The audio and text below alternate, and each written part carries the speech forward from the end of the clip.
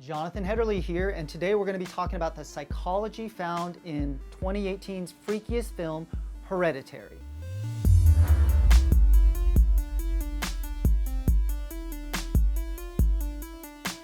Psych Cinema is Shrink Tank's video series where I explore the psychology found in the films that I watch and love.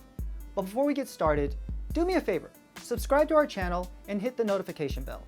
That way you won't miss any of our content when we drop new videos exploring the intersection of psychology and pop culture. Now I'm gonna talk about a general review and summary of the film and then dive into some of the psychology found in the film.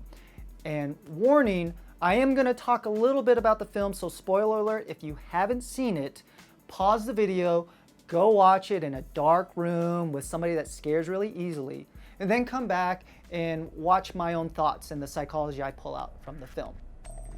So Hereditary is Ari Aster's spooky film that really focuses on one family, played by Toni Collette, Alex Wolff, Millie Shapiro, and Gabriel Byrne. And it really explores some of the dysfunction of the family, and there's a looming supernatural element involved. I'm not going to dive too much into the supernatural aspects, but more focus on some of the psychological themes that are either very directly stated in the film or maybe are more metaphorical. But I really found this film to be intensely creepy. I think it's well shot. It's a slow burner, so if someone's looking for immediate, cheap jump scares, they're not going to find it in Hereditary. More often than not, though, people that watch it, they're going to really be challenged to think about what they viewed and some of their feelings about it. And there are a lot of scenes in the film that really depict a lot of violence, not just visually, but even verbally. So it's a really intense and assaulting type of film. It may not be for everyone, but those that love to explore psychology in horror films, this is not a cheap scare type of film. But let's talk about the psychology found in Hereditary. And really, the central element is right in the title. This idea of genetics and biology. And we're going to explore a lot of contrasting elements of the film that it challenges us to think about while we watch this family in the film. So the first theme we're going to look at is the age-old debate of nature versus nurture. How much of our genetics comes from biology and how much who we become is influenced by environmental factors. So when the film begins, the protagonist, Annie, played by Toni Collette, is getting the family ready to go to the funeral for her mother. And we learn very early on that Annie had a very conflicted relationship with her mother. And there's a lot about her mother that was very unsavory and possibly malevolent. And we see sort of how that's impacted Annie, her own family, and how she's raised them.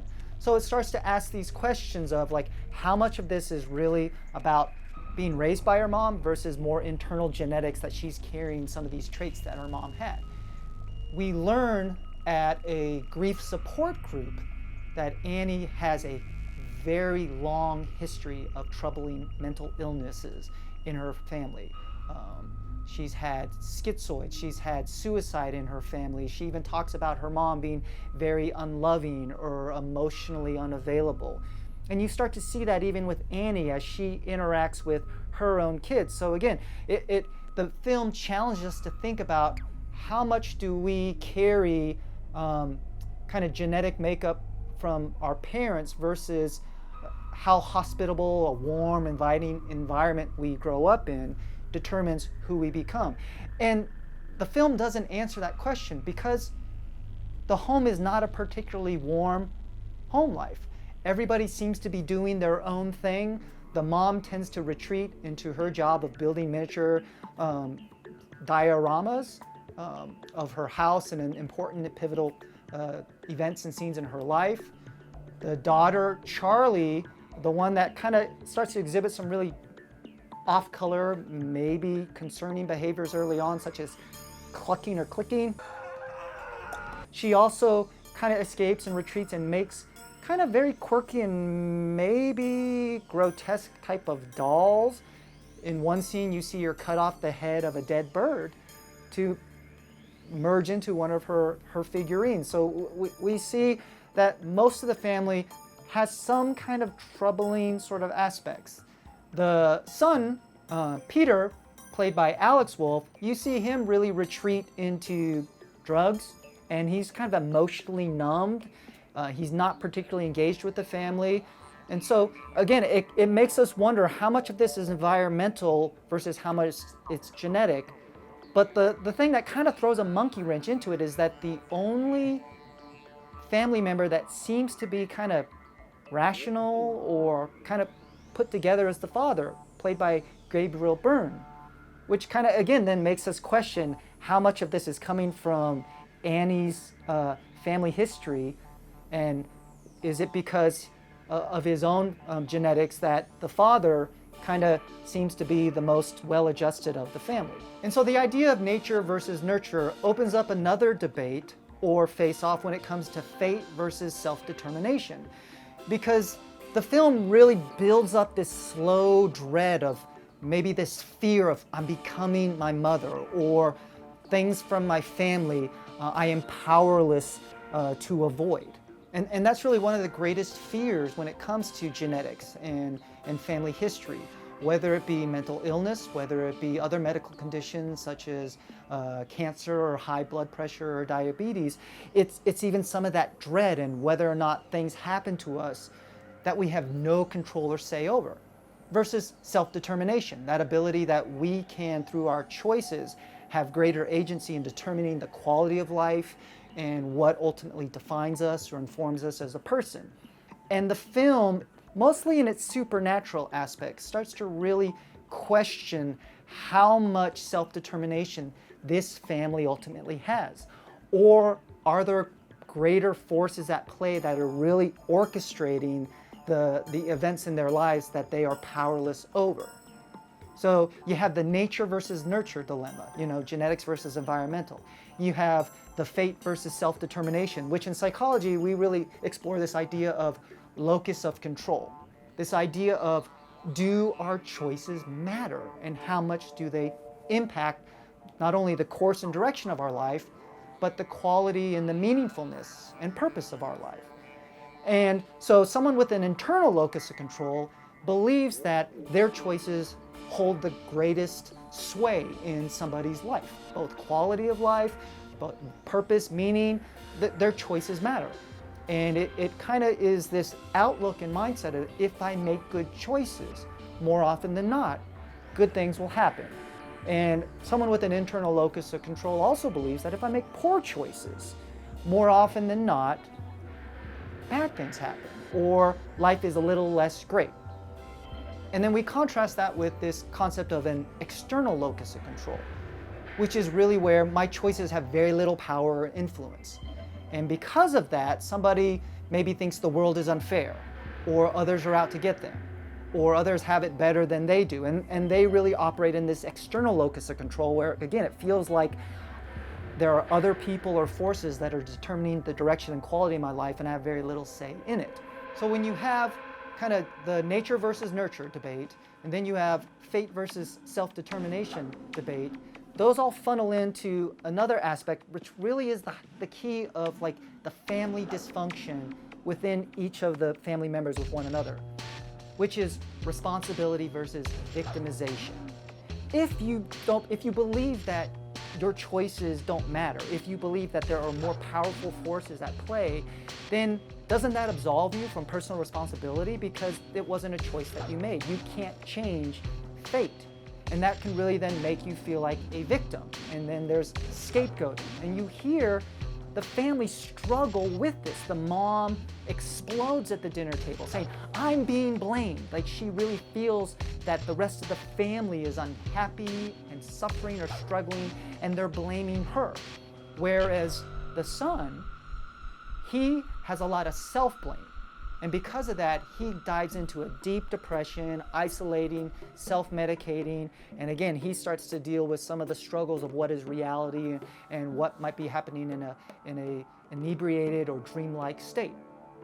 So again, those all kind of both nature versus nurture, this idea of what you can't control, but there may be dread and fear that's passed on to you. And then fate versus self-determination. Are there more powerful forces at play that you cannot sort of avoid? But then it kind of brings it back into this idea of victimization or responsibility. Does this family take responsibility for their choices? I think they really struggle with that. And it's not surprising given the dysfunctional family life that the unit, and then even with what was modeled with the grandmother, that they have a lot of scapegoating or believing in other forces that are at play, and it really makes them feel like they're victims.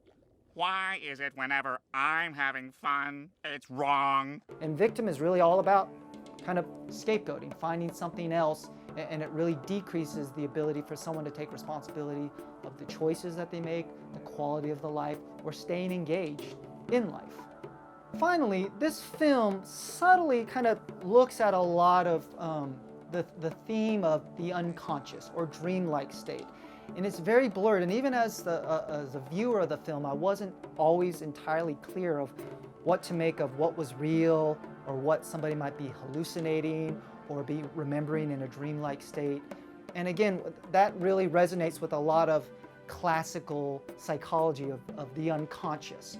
And we see that happening in a number of ways. We learn from Annie that when she sleepwalks, and when she is unconscious but sleepwalking, she can have some very scary and potentially fatal actions that happen without her being consciously aware of it, even though we sometimes maybe question whether or not she's conscious or not, and how much of her sleep-like state draws out some of her more primal violent urges. We learned that at one point she was sleepwalking and she was kind of in the state of trying to burn her son alive with propane. And it was only because they woke up that they disrupted that. And she protests that she would never hurt and never harm her kids. But we see later on in the film that we have to question that, especially when she's in a dreamlike state. And we as an audience are left to wonder, like, how much of this is tapping into her primal urges and desires, and how much of this, again, is outside of her control, right? This theme of fate and destiny versus self-control and self-determination. But even you see how the family copes, and their escapism shows that they really have difficulty operating in reality.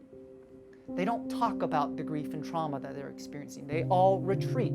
The mom does it through her work, and she even recreates really disturbing and morbid events and scenes of her life through her miniatures.